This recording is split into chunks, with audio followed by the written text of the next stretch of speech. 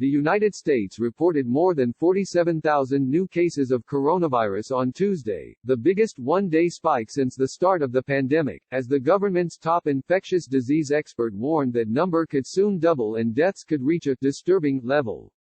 California, Texas and Arizona have emerged as new epicenters of the pandemic, reporting record increases in COVID-19 cases.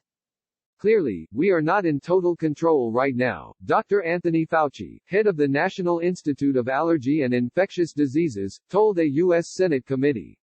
I am very concerned because it could get very bad. Fauci said the daily increase in new cases could reach 100,000 unless efforts to tackle the disease were stepped up.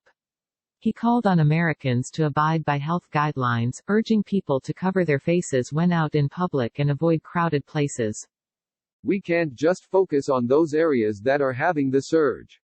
It puts the entire country at risk, he said. Fauci's comments came as the daily death toll reached 1,199, according to data from Johns Hopkins University. It is the first time it has risen above 1,000 since June 10.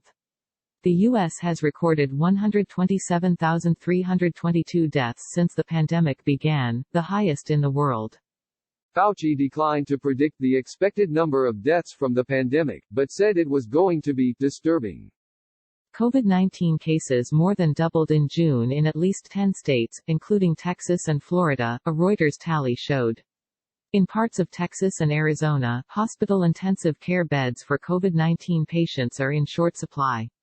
More than 126,000 Americans have died from COVID-19, and millions have lost their jobs as states and major cities ordered residents to stay home and businesses closed.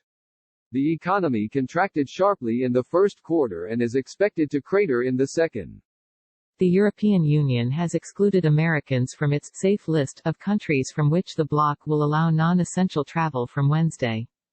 The fresh rise in cases and hospitalizations has dimmed hopes that the worst of the human and economic pain had passed, prompting renewed criticism of President Donald Trump as he seeks re-election on November 3. His rival, Democrat Joe Biden, on Tuesday, said that Trump's historic mismanagement of the pandemic had cost lives and inflicted more damage than necessary on the U.S. economy. It didn't have to be this way. Donald Trump failed us, the 77-year-old former vice president said in a speech in Delaware, where he unveiled an updated plan to tackle the pandemic, calling for more testing and the hiring of 100,000 contract tracers. In the past week, California, Texas and Florida have moved to close recently reopened bars, which public health officials believe contributed to the recent spikes. On Tuesday, New York, New Jersey and Connecticut added travelers from California and 7 other states to those who must self-quarantine for 14 days on arrival.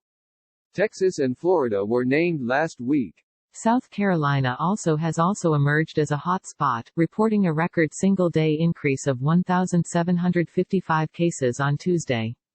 In Texas, where the number of new cases jumped to a one-day record of 6,975 on Tuesday, Houston hospitals said beds were quickly filling up with COVID-19 patients.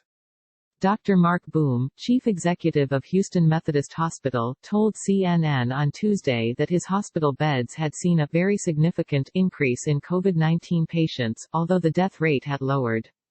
Boom said he was worried about Independence Day celebrations this weekend, when Americans traditionally flock to beaches and campgrounds to watch fireworks displays.